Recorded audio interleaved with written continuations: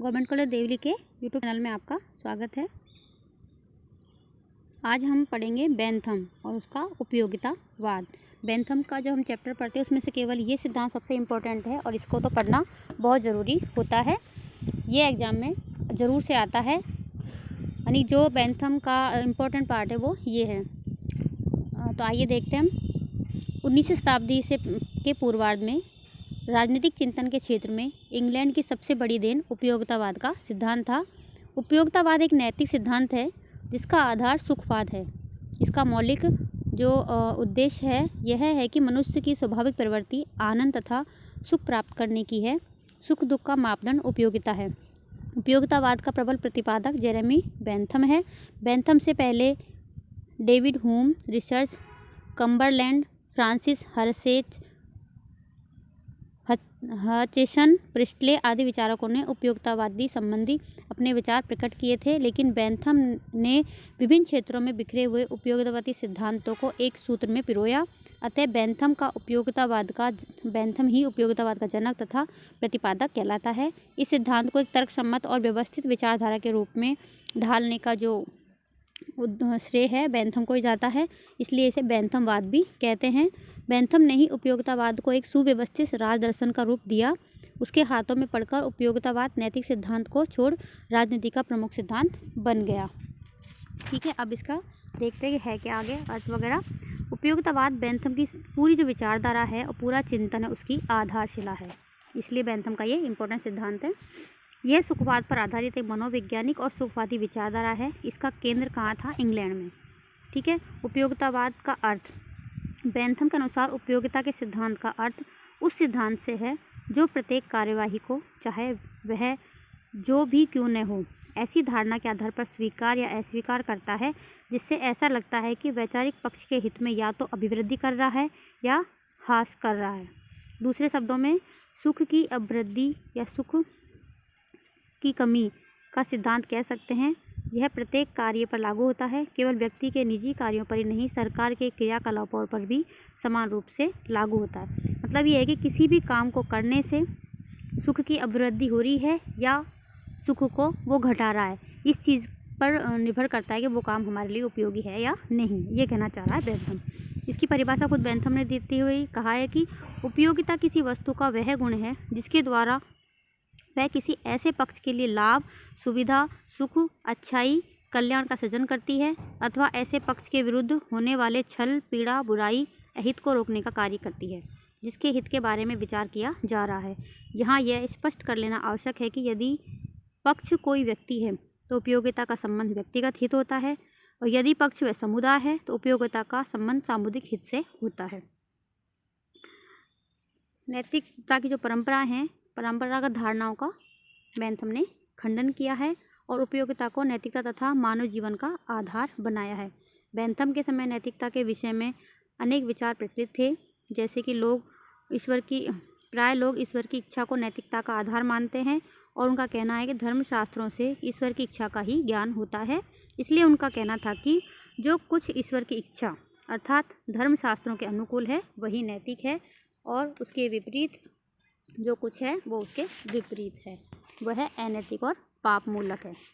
इसके अतिरिक्त नैतिकता के संबंध में प्राकृतिक जो कानून है उसकी धारणा प्रचलित थी और दार्शनिक मनुष्य के अंतःकरण को नैतिकता का स्रोत मानते थे।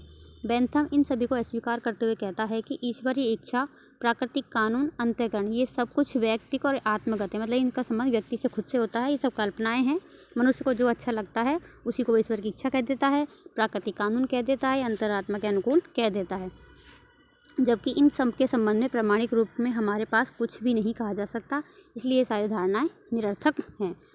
नैतिकता के इन परंपरागत धारणाओं के स्थान पर बेंथम सुखवाद में विश्वास करता है कि जो चीज़ें हमें सुख देती हैं वो करनी चाहिए। ऐसा नहीं जो चीज़ें हमें अच्छी लगती हैं उसको हमने ईश्वर की इच्छा कहती नहीं।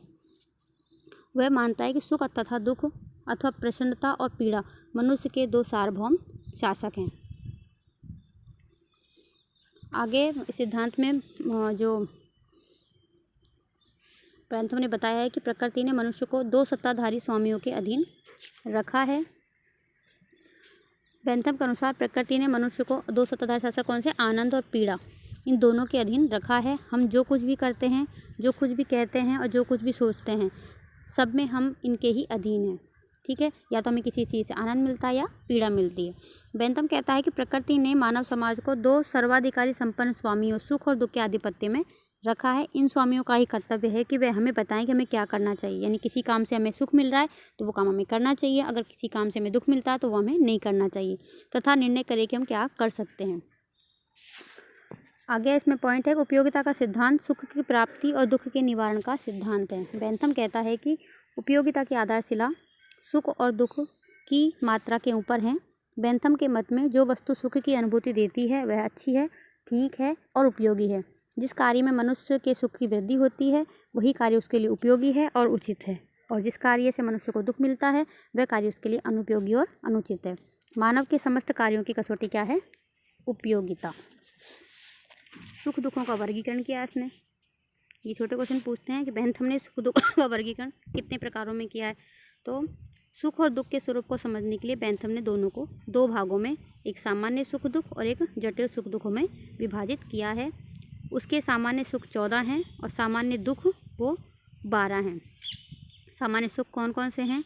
मतलब जो साधारण सुख हैं, इंद्रिय सुख, वैभव सुख, कौशल का सुख, मित्रता का सुख, यश का सुख, निर्दयता का सुख, दया का सुख, धार्मिक सुख, कल्पना का सुख, शक्ति या सत्ता का सुख, स्मृति का सुख, आशा का सुख, संपर्क या मिलन का सुख और सहायता का सुख। इतने प्रकार के सामान्य सुख होते हैं अकॉर्डिंग टू बेंथम। और दुख, जो 12 दुख बताए उनमें है दरिद्रता का दुख, भावना का दुख, हिचकिचाहट का दुख, शत्रुता का दुख, अपयश का दुख, धार्मिकता का दुख, संपर्क का दुख, आशा का दुख, कल्पना का दुख, स्मृति का दुख, निर्दयता का दुख और दया का दुख। सामान्य दुख और सुखों के इस वर्गीकरण को प्रस्तुत करने के बाद बेंथम कहता है कि इनके सम्मिश्रण से विविध प्रकार के जटिल सुख दुख पैदा होते हैं। यानी आपस में कोई सुख और कोई दुख मिलता है तो जटिल सुख दुख पैदा होते हैं। अब उसने बताया कि इन सुख दुखों के निर्धारक तत्व कौन से हैं। बेंथम कहता है कि मनुष्य एक भावनाशील प्राणी है, अतः प्रत्येक मनुष्य की भावना जितनी गहरी होती है उतनी ही सुख दुख को ग्रहण करने और अनुभव करने की उसकी क्षमता होती है। अर्थात हर मनुष्य की सुख दुख अनुभव करने की सामर्थ्य भिन्न भिन्न प्रकार की होती है। किसी व्यक्ति या समूह द्वारा अनुभव की जाने वाली सुख दुख की मात्रा इनके ग्रहण या अनुभव करने की सामर्थ्य को निश्चित करने वाले तत्वों पर निर्भर है। और ऐसे तत्व कौन कौन से हैं जो सुख दुख को निर्धारित करते हैं? वो हैं 32 तत्व हैं। इनमें हैं स्वास्थ्य, शक्ति, कठोरता, शारीरिक कमजोरी, मन की चंचलता, मनोवृत्ति, अनुभव ग्रहण करने की शक्ति, नैतिक पक्षपात, धार्मिक पक्षपात, लिंग, शिक्षा, जलवायु, वंश आदि। बेंथम के अनुसार सुख दुख की मात्रा की गणना करते हुए इन्हें ध्यान में रखना चाहिए कि किस चीज़ से कितना सुख मिल रहा है और किस चीज़ से कितना दुख मिल रहा है। अब आते हैं इसके स्रोत, यानी सुख और दुख के स्रोत क्या हैं। ठीक है, तो वर्गीकरण पढ़ लिया हमने, उसके निर्धारक तत्व पढ़ लिए। अब आते हैं स्रोत। बेंथम के अनुसार सुख दुख की प्राप्ति के 4 स्रोत हैं। ठीक है, भौतिक, नैतिक, राजनीतिक और धार्मिक। भौतिक स्रोतों से प्राप्त होने वाला सुख, नैतिक स्रोत, राजनीतिक स्रोत और धार्मिक स्रोत। प्रकृति से प्राप्त होने वाले सुख भौतिक सुख कहलाते हैं। जब कोई सुख या दुख नैतिक दृष्टि से अच्छा या बुरा काम करने पर होता है तो उसे नैतिक सुख या दुख कहते हैं। जब कोई सुख या दुख राज्य के संपर्क अथवा कानून के कारण मिलता है तो वह राजनीतिक सुख दुख कहलाता है। धार्मिक मान्यता के अनुसार या उनके विरुद्ध काम करने पर जो सुख मिलता है वो उसका स्रोत धर्म होता है। सुख दुख के इन चारों स्रोतों को मकान का उदाहरण देते हुए बेंथम समझाता है कि अगर किसी व्यक्ति का मकान अपनी असावधानी से जलता है तो वह उसे प्रकृति द्वारा दिया गया दंड है। यदि दंड नायक की आज्ञा से जलाया जाता है तो वह राजनीतिक दंड है। अगर वह आग लगने पर सहायता न देने वाले साथियों और पड़ोसियों की दुर्भाग्य से जलता है तो वह जनमत का दंड है। अगर वह किसी देवी प्रकोप से भस्म हुआ है तो उसे धार्मिक दंड माना जाएगा। अब है सुख दुख की गणना। ये है इंपॉर्टेंट क्वेश्चन है, हमेशा 5 नंबर के क्वेश्चन में ये आता है कि बेंथम के अनुसार सुखवादी मापक यंत्र क्या है या उससे आप क्या समझते हैं। ठीक है, उपयोगिता का निर्धारण करने में बेंथम सुख दुख की मात्रा पर बल देता है। यदि एक कार्य से सुख की अधिक मात्रा उत्पन्न होती है, यानी कोई कार्य करने से ज़्यादा सुख मिलता है तो वह अधिक सुख वाला कार्य होता है। यानी अच्छा सुख होता है। किंतु समस्या यह है सुख दुख का निश्चय कैसे किया जाए। इनकी मात्रा का निर्धारण करने के लिए बेंथम ने सुखवादी मापक यंत्र का आविष्कार किया है, जिसके अनुसार सुख और दुखों को तुलनात्मक ढंग से कुछ कसौटियों पर कसा जाता है और उनकी मात्रा को नापा जाता है। इसके आधार पर विभिन्न प्रकार के कार्यों या वस्तुओं से प्राप्त होने वाले सुखों का मूल्य निकाला जाता है। इसके लिए बेंथम ने किसी कार्य के संबंध में अनेक परिस्थितियों या तत्वों का उल्लेख किया है, जिनके आधार पर सुख या दुख के कम या अधिक होने का ज्ञान किया जा सकता है। ये कौन सी कसौटियाँ हैं? 7 हैं। तीव्रता कि कोई सुख कितना तेज है, कि कोई दुख कितना तेज है। स्थिरता यानी कि कोई सुख कितना स्थिर है और कितना अस्थिर है। निश्चितता, कोई सुख निश्चित रूप से वो दुख है या सुख है या अनिश्चित है। कोई सुख कितना दूर है या पास है, निकटता या दूरता।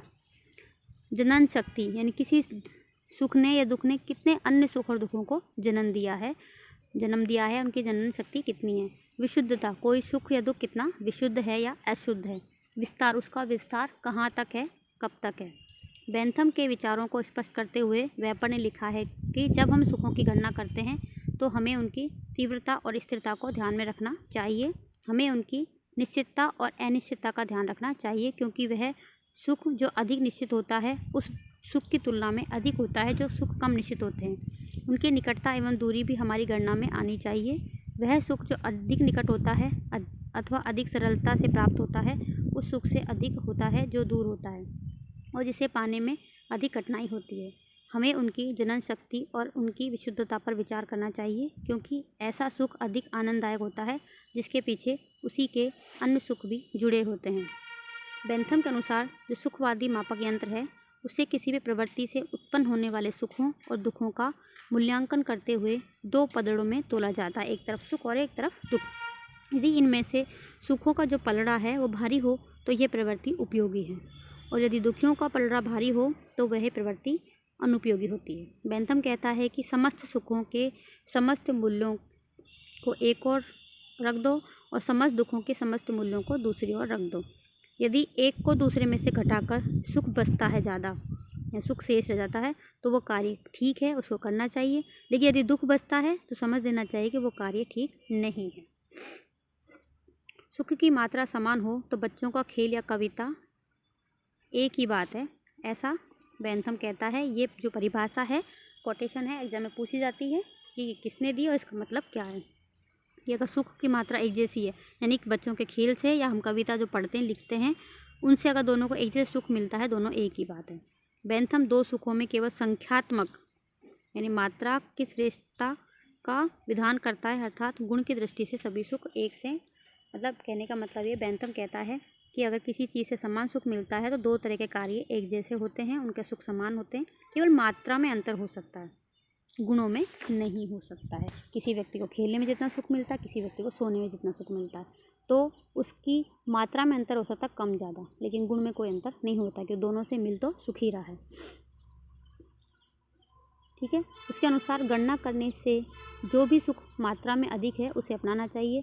सुखों की मात्रा समान होती है, खेलने, पढ़ने, मनोरंजन से सुख से समान सुख मिलते हैं। बेंथम कहता है कि सुखों की मात्रा समान होने पर बच्चों के खेल और कविता का जो स्वाद है दोनों को एक ही कोटि के आनंद है।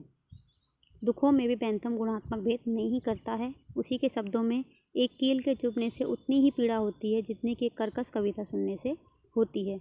वह यही कहना चाहता है कि अधिकतम सुख की गणना करने में प्रत्येक व्यक्ति को एक माना जाएगा, किसी को भी एक से अधिक नहीं माना जाएगा। राज्य का उद्देश्य अब बताया, सुख के संदर्भ में राज्य का क्या उद्देश्य बताया बेंथम ने।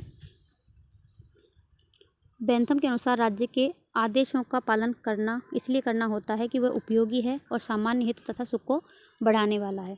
राज्य के नियमों के आज्ञा पालन से होने वाले लाभ आज्ञा भंग के दुष्परिणामों से अधिक हैं।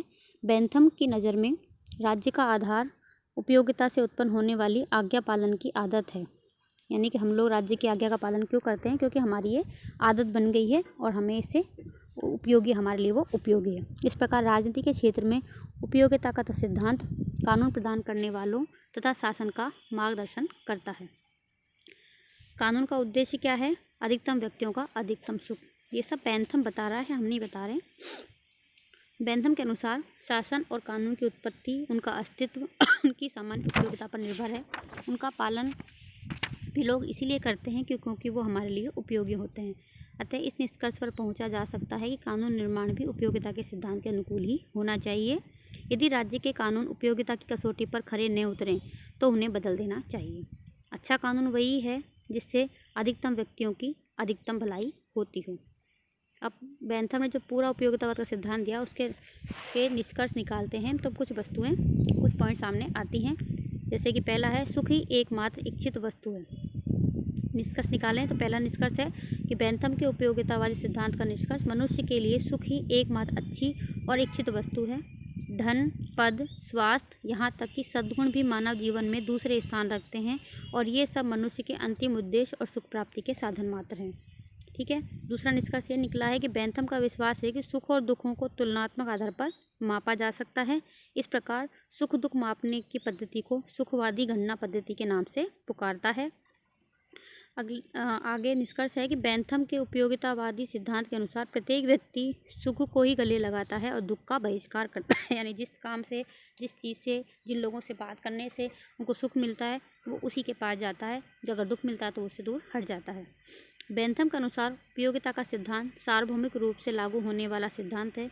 मानव के समस्त व्यापारों में ये लागू होता है, यहाँ तक कि तपस्वियों के संबंध में भी ये लागू होता है। तपस्वियों को जिस रूप में सुख की अनुभूति होती है वह सुख का ही विकृत रूप है, क्योंकि तपस्या भौतिक सुख भले ही न दे तथापि उसका परिणाम भी तपस्वी के लिए सुख का ही द्योतक है, जो आध्यात्मिक सुख है। बेंथम के उपयोगितावाद में आगे हम कह सकते हैं कि बेंथम की सबसे महत्वपूर्ण धारणा यह है कि वह राज्य को एक ऐसा समूह समझता है जिसे मनुष्यों ने अपनी सुख वृद्धि के लिए संगठित किया है। राज्य की आज्ञा पालन भी हम इसीलिए करते हैं क्योंकि ऐसा करना हमारे लिए लाभदायक और उपयोगी है। कोई भी सरकार तभी तक कायम रहती है और नागरिकों की निष्ठा का हकदार होती है जब तक कि वह समाज के सामान्य सुख का ध्यान रखती है।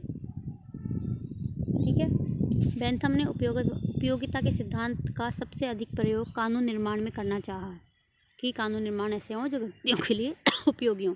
उसका मत था कि विधायक के हाथ में अधिकतम लोगों का अधिकतम हित जैसा यंत्र पकड़ा देने से ही कानून की सही आत्मा का निर्माण किया जा सकता है। Thank you.